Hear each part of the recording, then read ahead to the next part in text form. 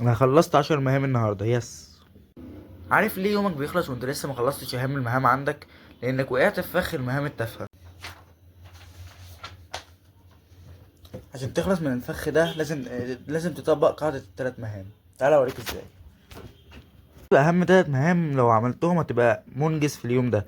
يعني مثلا اول مهمه، اصور 3 فيديوهات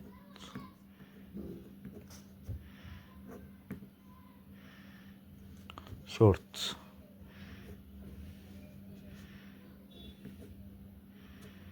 ودي هتكون اهم مهمة عندي كده اهو. وتكتب بعد ال3 مهام بقى اهم 3 مهام عندك كده تكون مشيت من الفخ وما بقتش واقع في فخ المهام البايظة.